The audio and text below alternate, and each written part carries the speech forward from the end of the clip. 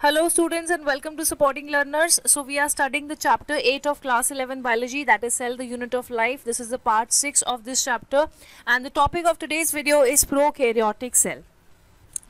तो पिछली वीडियो में मैंने आपको बताया था कि सेल्स को आप ब्रॉडली दो टाइप्स में क्लासिफाई कर सकते हो. पहले हैं प्रोकैरियोटिक सेल्स और दूसरे हैं यूकैरियोटिक सेल्स. सो अगर हम नाम से ही अगर इनको देखें तो प्रो का मतलब होता है प्रिमिटिव और कैरियन का मतलब होता है न्यूक्लियस. सो ऐसे सेल्स जिनके पास प्रिमिटिव न्यूक्लियस होता है यानी कि इनका न्यूक्लियस वेल डिफाइंड नहीं होता है. वेरेज अगर हम बात करें यूकैरियोटिक सेल्स की तो यू का मतलब होता है ट्रू और कैरियन का मतलब होता है न्यूक्लियस. सो ऐसे सेल्स जिनके पास एक ट्रू न्यूक्लियस होता है उन सेल्स को हम यूकैरियोटिक सेल्स बोलते हैं. ट्रू न्यूक्लियस का मतलब कि इनका न्यूक्लियस सराउंडेड होता है by a well defined nuclear membrane. तो आज हम बात करेंगे डिटेल में प्रोकैरियोटिक सेल्स की. प्रोकैरियोटिक सेल्स जैसे कि मैंने बताया प्रिमिटिव सेल्स हैं, ओल्ड सेल्स हैं, एंशिएंट सेल्स हैं. अगर हम इनकी बात करें ओरिजिन की तो 3.5 बिलियन ईयर्स पहले इनका ओरिजिन हुआ था, अपीयर हुए थे ये अर्थ पर. ये देखो ये डायग्राम है प्रोकैरियोटिक सेल का और इसमें अगर आप देखोगे यहाँ पर तो इसका जो न्यूक्लियर इसका जो जेनेटिक मटेरियल है this is lying naked inside. तो ये देखो ये डायग्राम है प्रोकैरियोटिक सेल का और अगर आप इस डायग्राम में देखोगे तो आपको यहाँ पर नजर आएगा कि इसका जो जेनेटिक मटेरियल है ये लाई कर रहा है सेल में नेकेड. ठीक है, नेकेड यानी कि this is not lined by a nuclear membrane. तो वेल डिफाइंड न्यूक्लियस नहीं है, न्यूक्लियर मेम्ब्रेन नहीं प्रेजेंट है यहाँ पर और इस अनडिफाइंड न्यूक्लियर रीजन को हम कहते हैं न्यूक्लियोइड. नेक्स्ट अगर हम बहुत इंपॉर्टेंट पॉइंट की यहाँ पर बात करें तो आपको यहाँ पर प्रोकैरियोटिक सेल में कोई भी मेम्ब्रेन बाउंड सेल ऑर्गेनल्स देखने को नहीं मिलेंगे. मेम्ब्रेन बाउंड सेल ऑर्गेनल्स किस में मिलते हैं आपको? यूकैरियोट्स में मिलते हैं. मेम्ब्रेन बाउंड सेल ऑर्गेनल्स के एग्जाम्पल्स हैं जैसे mitochondria, endoplasmic reticulum, Golgi apparatus, vacuoles, lysosomes. ये सारे आपके मेम्ब्रेन बाउंड ऑर्गेनल्स हैं. ये सब आपको यहाँ पर नहीं देखने को मिलेंगे, ये आपको यूकैरियोटिक सेल में देखने को मिलेंगे क्योंकि यूकैरियोटिक सेल्स एडवांस्ड सेल्स हैं, उनमें एक्सटेंसिव कंपार्टमेंटलाइजेशन होती है यानी कि सेल्स ने कंपार्टमेंट्स बना रखे होते हैं जिनको उसने फंक्शंस असाइन कर दिए गए होते हैं और इस तरीके से वो यूकैरियोटिक सेल्स जो होते हैं वो काफ़ी ऑर्गेनाइज्ड सेल्स होते हैं. और प्रोकैरियोटिक सेल्स इनके पास कोई वेल डिफाइंड न्यूक्लियस नहीं होता है, मेम्ब्रेन बाउंड ऑर्गेनल्स नहीं होते हैं, तो इन सेल्स को माना जाता है कि ये प्रिमिटिव सेल्स हैं. अब अगर हम बात करें ऐसे ऑर्गेनिजम्स जिनके पास प्रोकैरियोटिक सेल्स होते हैं और वो यूनिसेलुलर होते हैं, उन ऑर्गेनिजम्स को हम प्रोकैरियोट्स कहते हैं. तो प्रोकैरियोट्स के पास प्रोकैरियोटिक सेल है और वो यूनिसेलुलर है, उसकी एक इंडिपेंडेंट एग्जिस्टेंस है. जैसे कि ये बैक्टीरियल सेल है, इसकी ये एक ही सेल है, ये पूरा का पूरा एक ही सेल है, इसकी एक अपनी इंडिपेंडेंट एग्जिस्टेंस है और इसकी इस बैक्टीरिया में जितने भी फंक्शंस हैं वो एक ही सेल परफॉर्म करेगा. So single cell capable of performing all the functions of the body. अगर हम एग्जाम्पल्स की बात करें प्रोकैरियोट्स के एग्जाम्पल्स हैं बैक्टीरिया, ब्लू ग्रीन एल्गे जिनको हम साइनोबैक्टीरिया कहते हैं, माइकोप्लाज्मा दूसरा नेम है, PPLO that is pleuro pneumonia like organisms. Very important, बहुत बार इंपॉर्टेंट एमसीक्यू में ये पूछा जाता है. पीपीएलओ की full form and they are the smallest living organisms. अब अगर हम बात करें प्रोकैरियोटिक सेल्स की शेप और साइज की तो प्रोकैरियोटिक सेल्स का जो साइज होता है वो यूकैरियोटिक सेल के साइज से बहुत स्मॉलर होता है और स्मॉल साइज होने की वजह से प्रोकैरियोटिक सेल्स बहुत रैपिडली मल्टीप्लाई भी कर सकते हैं. अगर हम कंपैरिजन करें यहाँ पर आप देखो टिपिकल बैक्टीरिया का जो साइज है वो 1 to 2 माइक्रोमीटर्स, वेरेज अगर हम बात करें यूकैरियोटिक सेल की, यूकैरियोटिक सेल का साइज 10 to 20 माइक्रोमीटर्स का है. तो 10 टाइम्स छोटे हैं bacteria as compare to eukaryotic cells, right. So 10 times का डिफरेंस है और इस स्मॉल साइज का एडवांटेज क्या है कि बैक्टीरिया बहुत रैपिडली मल्टीप्लाई कर सकते हैं. और अब अगर हम बात करें PPLO that is pleuro pneumonia like organism, ये स्मॉलेस्ट लिविंग ऑर्गेनिजम्स हैं, स्मॉलेस्ट लिविंग ऑर्गेनिजम्स. ठीक है, इनका साइज जो है वो 0.1 माइक्रोमीटर का है. अब क्वेश्चन आता है कि क्या बैक्टीरिया या पीपीएलओ से स्मॉलर भी कोई ऑर्गेनिजम्स होते हैं? सो यस, वायरसेस जो हैं उनका साइज बैक्टीरिया के साइज से छोटा होता है. वायरसेस का साइज देखो यहाँ पर 0.02 to 0.2 माइक्रोमीटर्स का है. बट अगर हम बात करें, अगर क्वेश्चन आता है स्मॉलेस्ट लिविंग ऑर्गेनिज्म का, तो स्मॉलेस्ट लिविंग ऑर्गेनिजम्स पीपीएलओ है. Viruses they are neither living nor non living. Viruses को हम ना तो लिविंग कंसिडर करते हैं ना तो नॉन लिविंग कंसिडर करते हैं, ये बाउंड्री पर आते हैं। क्यों बाउंड्री पर आते हैं? क्योंकि inside the body of the host they are living.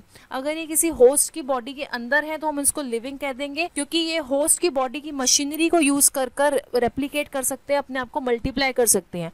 But outside the body of the living host they are actually inert. Inert है, नॉन लिविंग है। क्यों? क्योंकि अपने आप को मल्टीप्लाई नहीं कर सकते। राइट, सो अगर हम बात करें स्मॉलेस्ट सेल की तो माइकोप्लाज्मा या पीपीएलओ। टेक्स्ट में एनसीईआरटी में माइकोप्लाज्मा का लिखा हुआ है, they are the smallest size इनका 0.3 माइक्रोमीटर इन लेंथ। और ये जो साइज रेंजेस हैं ये बहुत इंपॉर्टेंट है, बहुत बार एमसीक्यूज में पूछा जाता है। सो प्लीज आप लोग इसको इग्नोर मत करा करो अपने बुक रीडिंग के टाइम पर। Now moving on to the shapes of the bacteria. Bacteria 4 possible shapes में एग्जिस्ट कर सकता है। सो 4 बेसिक शेप्स क्या हैं? पहली शेप है बैसिलस। बैसिलस यानी कि रॉड शेप। तो ये जो है ये रॉड शेप बैक्टीरिया जो आपको दिख रहा है ये क्या होगा? बैसिलस। जैसे कि लैक्टोबैसिलस। लैक्टोबैसिलस एक एग्जाम्पल है बैक्टीरिया का। ये बैक्टीरिया मिल्क को कर्ड में कन्वर्ट करता है। तो यहाँ पर बैसिलस का मतलब क्या है? Bacillus is the shape of this bacteria. Next है कोकस। कोकस यानी कि स्फेरिकल शेप। ये जो है ये बैक्टीरिया जो आपको दिख रहा है ये स्फेरिकल शेप बैक्टीरिया है, यानी कि दिस इज कोकस शेप। अब कोकस शेप में ही हम एक एग्जांपल ले लेते हैं बैक्टीरिया का, स्ट्रेप्टोकोकस। तो स्ट्रेप्टोकोकस, कोकस यानी कि स्फेरिकल शेप बैक्टीरिया है, बट अरेंजमेंट कैसा होता है? इसमें बैक्टीरिया लीनियर एक्सिस के अलोंग डिवाइड करते हैं। ये एक एक्सिस है, इसके अलोंग जो है बैक्टीरिया डिवाइड करते हैं।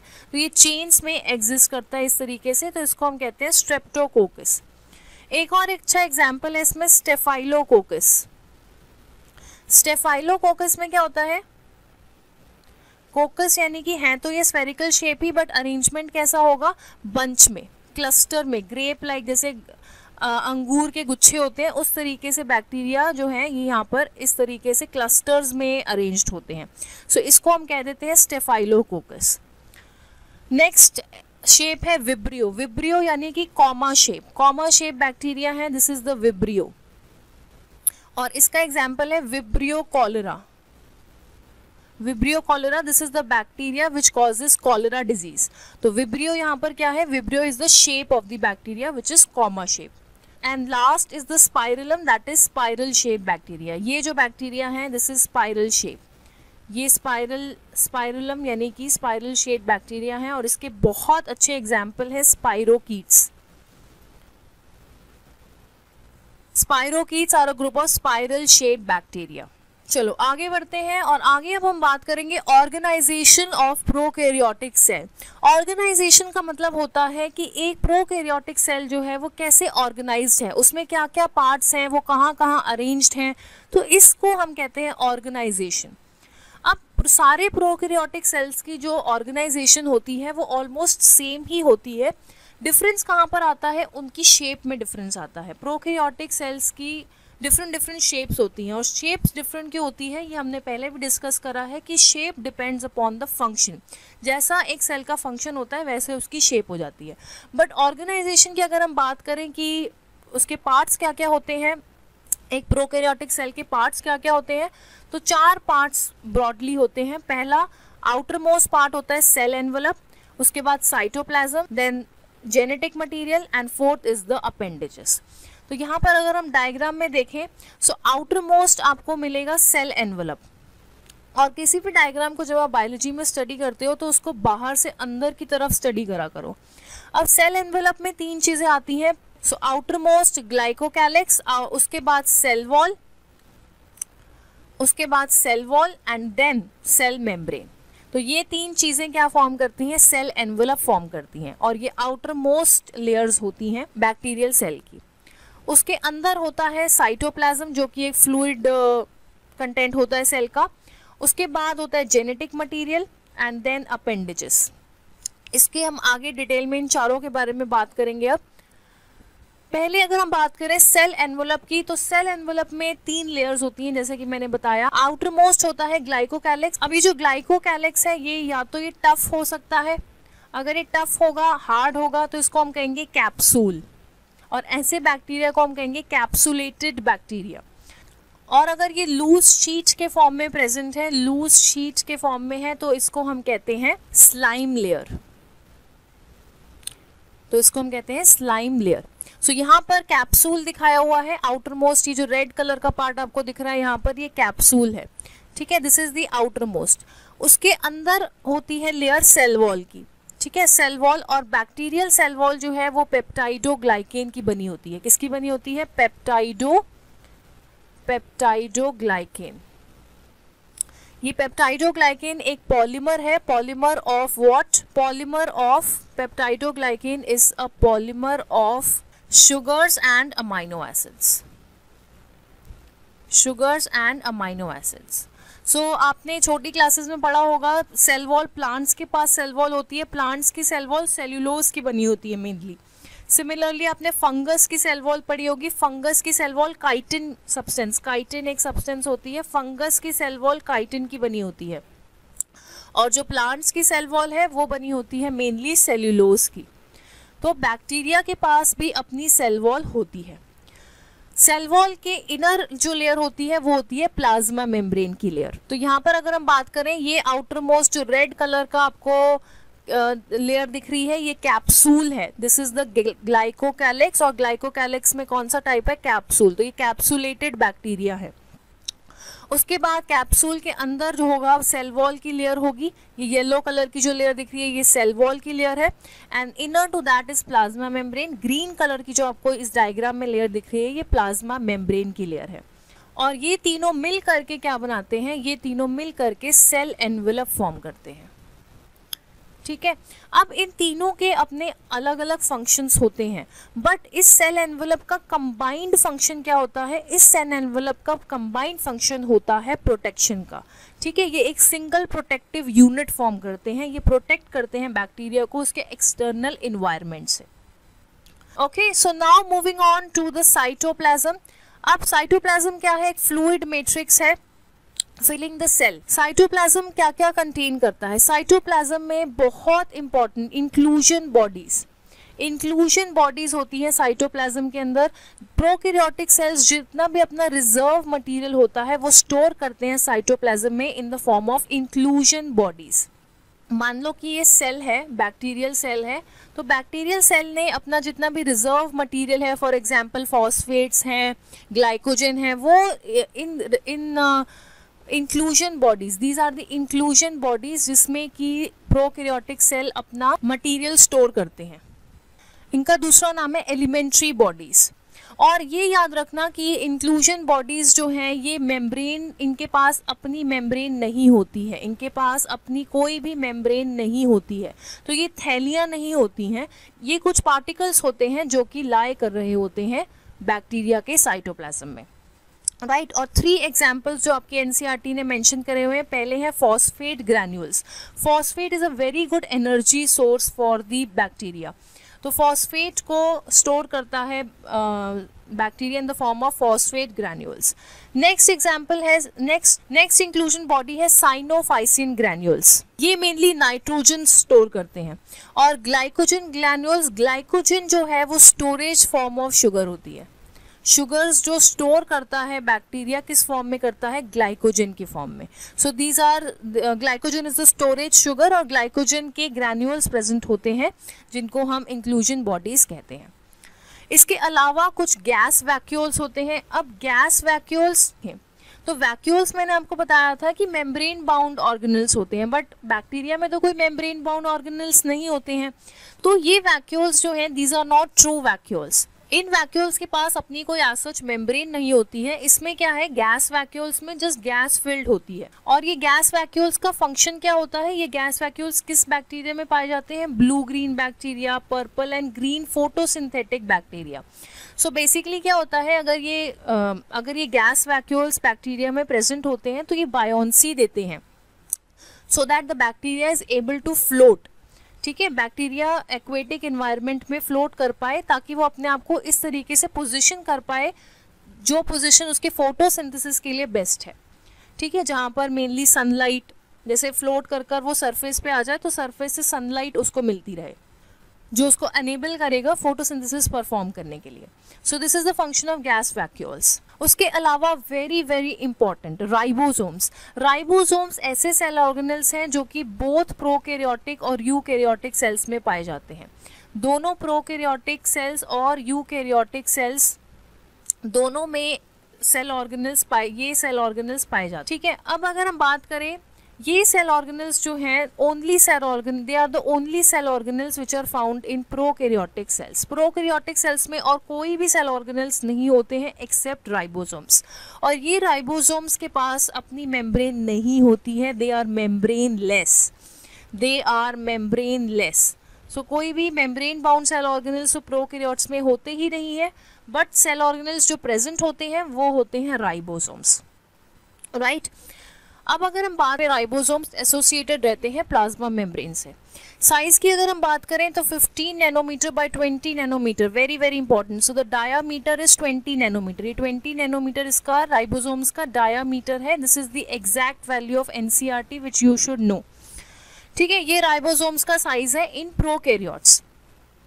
अब राइबोसोम्स होते तो दोनों में है, प्रोकैरियोट्स में भी राइबोसोम्स होते हैं और यूकैरियोट्स में भी राइबोसोम्स होते हैं, बट इनमें डिफरेंसेस होते हैं। डिफरेंसेस कहाँ होते हैं? अगर हम राइबोसोम्स के बेसिक स्ट्रक्चर की बात करें तो इसके पास दो सब यूनिट्स होते हैं, एक स्मॉलर सब यूनिट होता है और एक लार्जर सब यूनिट होता है। अगर हम प्रोकैरियोट्स की बात करें तो प्रोकैरियोट्स में जो स्मॉलर सब यूनिट है that is of 30S। S जो है, S is the Svedberg unit और सेडिमेंटेशन कोफिशिएंट भी हम इसको कहते हैं। ठीक है, स्मॉलर सब यूनिट 30S का होता है और लार्जर सब यूनिट 50S का होता है। और and overall this ribosome in prokaryotes is of 70S type. अगर हम यूकैरियोट्स की बात करें तो यूकैरियोट्स के जो राइबोसोम्स होते हैं वो राइबोसोम्स, उनमें भी एक स्मॉलर सब यूनिट होगा और एक लार्जर सब यूनिट होगा। स्मॉलर सब unit will be of 40S and the larger सब unit will be of 60S and overall they will be of 80S type. So in ribosomes the size of the ribosomes is much smaller in prokaryotes. So prokaryotic ribosomes are smaller in size and eukaryotic ribosomes are larger in size. Prokaryotic cells 70S type ribosomes, smaller subunit 30S, larger subunit 50S. In eukaryotes the ribosomes are of 80S type, smaller subunit 40S and larger subunit 60S. अगर हम बात करें ribosomes का function क्या होता है, ribosomes protein synthesis में help करते हैं। ठीक है, प्रोटीन्स, जितने भी प्रोटीन्स मैन्युफैक्चर होते हैं वो राइबोसोम्स पर होते हैं। So ribosomes are the protein factories of the cell. You can, proteins बनने के प्रोसेस को हम कहते हैं ट्रांसलेशन कहते हैं इसको। ठीक है, बायोलॉजी में बेसिकली होता क्या है, अगर मैं आपको यहाँ पर समझाऊँ, बायोलॉजी में आपको ये सेंट्रल डॉगमा एक पता होना चाहिए। सेंट्रल डॉगमा ऑफ बायोलॉजी क्या कहता है? बेसिकली क्या होता है, आपका बॉडी में जो डीएनए होता है, DNA is converted into mRNA by the process of transcription. ठीक है, और डीएनए से डीएनए बनने के प्रोसेस को क्या कहते हैं? Replication. And mRNA is being converted into protein. MRNA protein में कन्वर्ट होता है, इस प्रोसेस को हम कहते हैं ट्रांसलेशन। और ये प्रोटीन सिंथेसिस जो होता है, इसमें मैंने बताया है आपको कि इसमें राइबोसोम्स का रोल होता है। Ribosomes are the protein factories of the cell. Ribosomes पे ही ये प्रोटीन्स बनते हैं। और एक यहाँ पर एक इंपॉर्टेंट टर्म आता है पॉलीराइबोसोम और पॉलीजोम। पॉलीजोम क्या होता है? जब एक सिंगल एमआरएनए पर, पॉलीजोम क्या होता है? पॉलीजोम जब एक सिंगल एमआरएनए पर बहुत सारे राइबोसोम्स अटैच्ड होते हैं। ठीक है, बहुत सारे राइबोसोम्स जब एक सिंगल एमआरएनए पर अटैच्ड होते हैं, सो इस स्ट्रक्चर को हम क्या कहते हैं? पॉलीजोम और polyribosome. Right, so this is the mRNA, this is the mRNA and these are the ribosomes. So when lot of ribosomes are attached on the surface of mRNA, that structure is called polysome or polyribosome. और ये ribosomes जो polysome पर होते हैं, they translate the mRNA into the proteins. अगर हम बात करें प्रोकैरियोट्स के जेनेटिक मटेरियल की, तो हम डिस्कस कर चुके हैं कि इसका जेनेटिक मटेरियल नेकेड होता है, न्यूक्लियर मेम्ब्रेन नहीं होती है, उस अनडिफाइंड न्यूक्लियर रीजन को जो सेंट्रली लोकेटेड होता है सेल में, उसको हम न्यूक्लियोइड कहते हैं। अगर हम बात करें जेनेटिक मटेरियल प्रोकैरियोट्स में, तो बेसिकली इसका जो डीएनए होता है ना, as such circular DNA, it is a circular DNA. Circular DNA का मतलब ये नहीं होता कि ऐसे सर्कल में प्रेजेंट होता। सर्कुलर का मतलब होता है इसमें जो डीएनए होता है इस तरीके से होता है, जहाँ से ये स्टार्ट होता है वहीं पर ये एंड हो जाता है। इस तरीके से ये जहाँ पर स्टार्ट हुआ ये वहीं पर एंड हो गया, ये मतलब होता है सर्कुलर डीएनए का। और प्रोकैरियोटिक सेल में एज सच कोई ट्रू क्रोमोसोम नहीं होता है, क्रोमोसोम, बट अगर कोई पूछे कि कितने क्रोमोसोम होते हैं तो 1 क्रोमोसोम आप बोल सकते हो कि इसमें 1 सिंगल क्रोमोसोम होता है और सर्कुलर क्रोमोसोम होता है।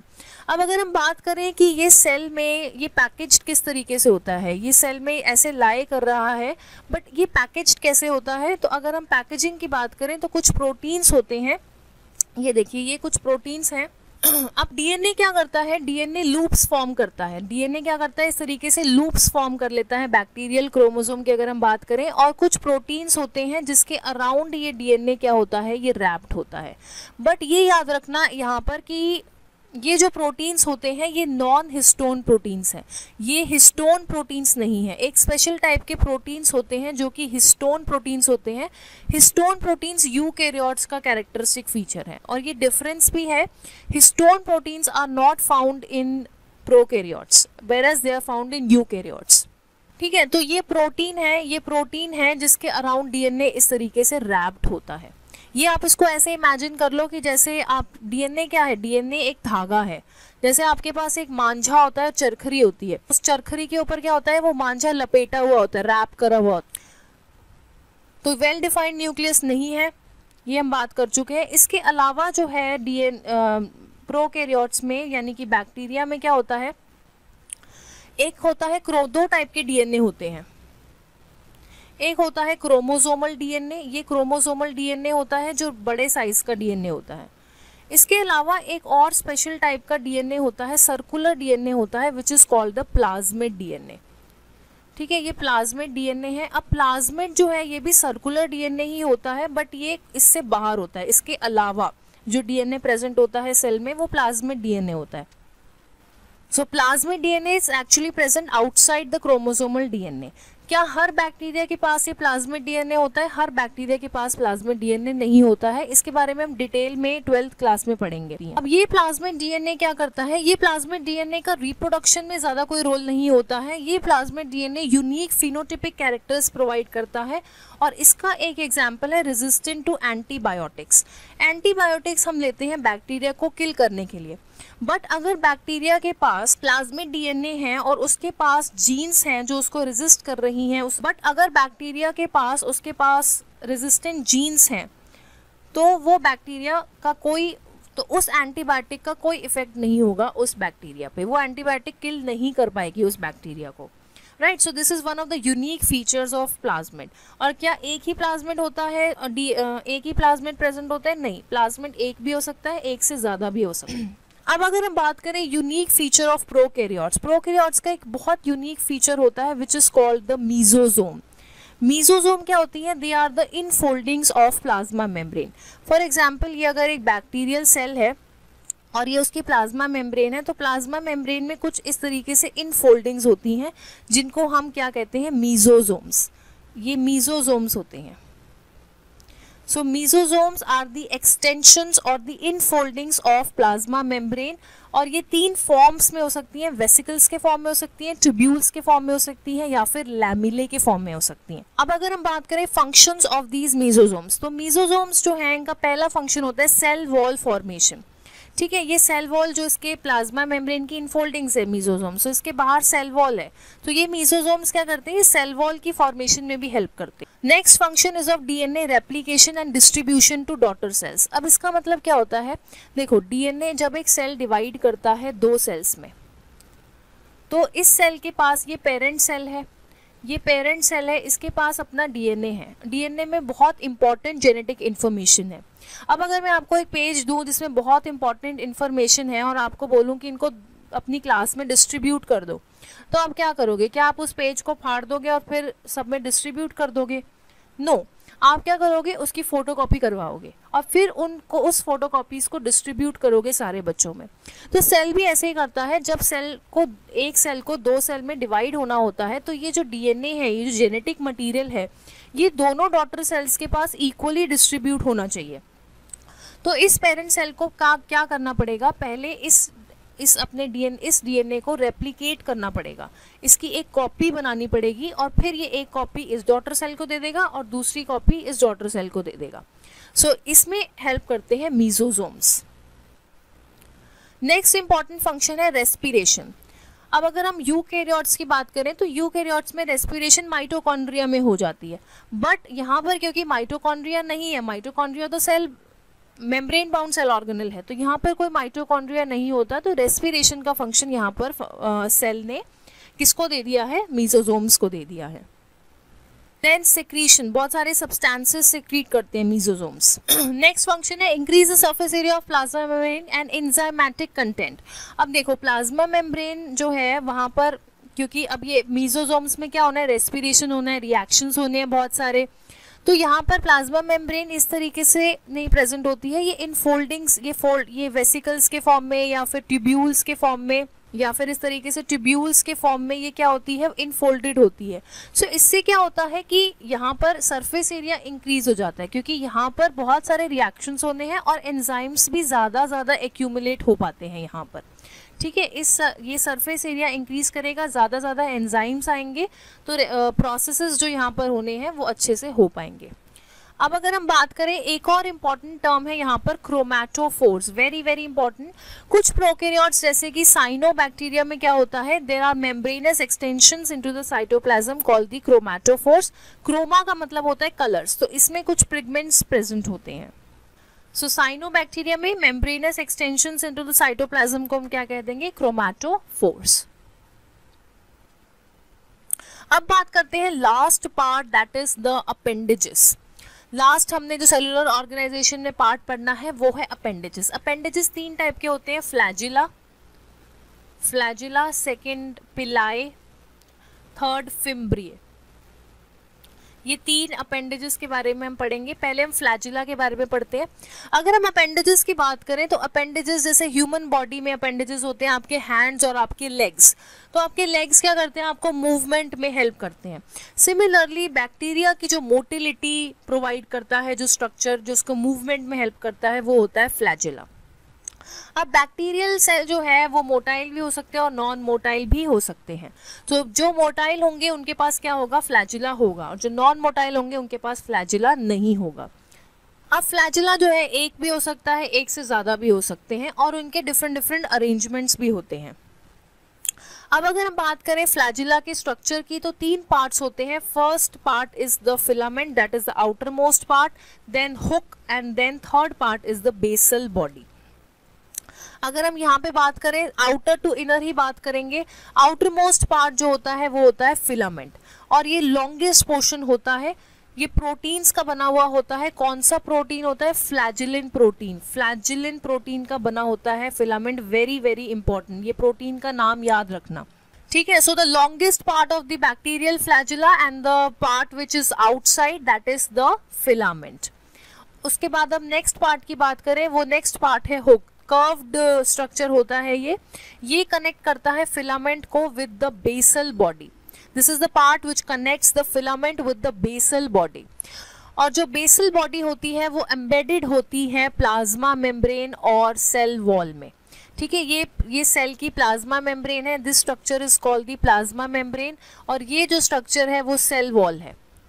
ठीक है, ये सेल वॉल है और ये प्लाज्मा मेम्ब्रेन है, और ये यहाँ से लेकर यहाँ तक अगर आप देखो, यहाँ से लेके यहाँ तक अगर आप देखो तो ये पूरा पार्ट कौन सा है, बेसल बॉडी का।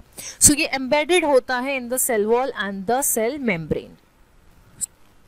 फ्लैजिला के बाद नेक्स्ट सेल अपेंडेज की अगर हम बात करें तो वो है पिलाई।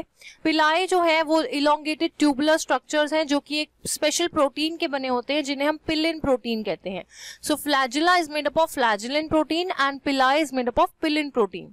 यहाँ पर आप देख सकते हैं बैक्टीरिया में पिलाई स्ट्रक्चर्स, ये जो ट्यूब लाइक स्ट्रक्चर्स हैं ये इनको हम पिलाई कहते हैं। इनका फंक्शन क्या होता है? बेसिकली बैक्टीरिया डिफरेंट सरफेसेस में अटैच कर सकते हैं अपने आप को with the help of this पिलाई। तो पिलाई का फंक्शन होता है अटैचमेंट टू द सरफेस और टू फूड और टू वन अनदर। सो खाने पीने के प्रोडक्ट्स में, सरफेसेस में और एक दूसरे के साथ भी जो बैक्टीरिया अटैच होते हैं वो अटैच होते हैं इस स्ट्रक्चर की वजह से, जिसको हम कहते हैं पिलाई। अब एक बहुत स्पेशल टाइप का पिलाई होता है pilus. Pilus is singular and pili is plural. एक बहुत स्पेशल टाइप का पाइलस होता है which is called the F pilus और the sex pilus. F stands for fertility. और ये एफ पाइलस बेसिकली बैक्टीरिया को, कई स्पीशीज ऑफ बैक्टीरिया में, सब में नहीं होता है ये एफ पाइलस, कई स्पीशीज ऑफ बैक्टीरिया में होता है। और ये एफ पाइलस जो है ये हेल्प करता है कॉन्जुगेशन के प्रोसेस में। अब ये कॉन्जुगेशन का प्रोसेस क्या होता है इसको हम जरा समझते हैं। इस डायग्राम के थ्रू हम इस कॉन्जुगेशन के प्रोसेस को समझेंगे। देखो, दो टाइप के बैक्टीरिया होते हैं। ऐसे बैक्टीरिया जिनके पास ये एफ प्लाज्मिड होता है। प्लाज्मिड की हमने पीछे बात करी। क्रोमोसोमल डीएनए के बाहर एक डीएनए होता है जिसको हम प्लाज्मिड डीएनए कहते हैं। तो एफ प्लाज्मिड जो है वो, उसके पास जीन्स होते हैं एफ पाइलस बनाने के। तो जिन बैक्टीरिया के पास ये एफ प्लाज्मिड होता है उनको हम एफ प्लस सेल्स कहते हैं, और जिन बैक्टीरिया के पास एफ प्लाज्मिड एब्सेंट होता है उनको हम एफ माइनस सेल्स कहते हैं। माइनस क्योंकि इनमें वो एफ प्लाज्मिड प्रेजेंट नहीं है।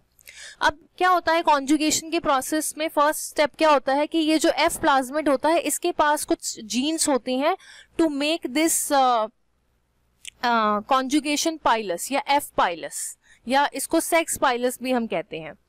ठीक है, तो जब जैसे ही ये एफ पाइलस फॉर्म हो जाता है, ये एक हॉरिजॉन्टल कनेक्शन होता है बिटवीन दीज टू बैक्टीरिया। ये बैक्टीरिया जो है इस एफ पाइलस से आपस में क्या हो जाते हैं, अटैच, आपस में ये कनेक्टेड हो जाते हैं।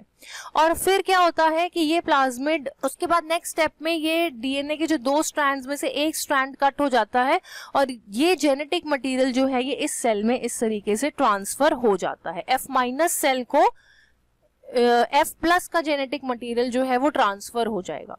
सो conjugation is nothing but the transfer of DNA.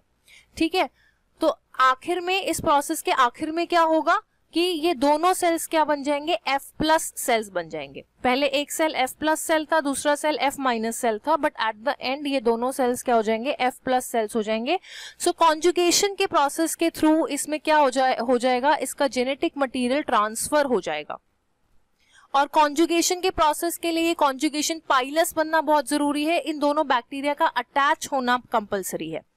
So bacteria में अभी तक आपने एसेक्सुअल रिप्रोडक्शन पढ़ी होगी, जहां पर एक बैक्टीरिया डिवाइड होके दो बैक्टीरिया प्रोड्यूस कर देते हैं, बट बैक्टीरिया में ये कॉन्जुगेशन एक तरीके का मेटिंग प्रोसेस है, या आप कह लो सेक्सुअल, या आप कह लो ये एक तरीके की सेक्सुअल रिप्रोडक्शन है बैक्टीरिया में, जहां पर डीएनए का एक्सचेंज हो रहा है और दो सेल्स आपस में कांटेक्ट में आ रहे हैं, राइट।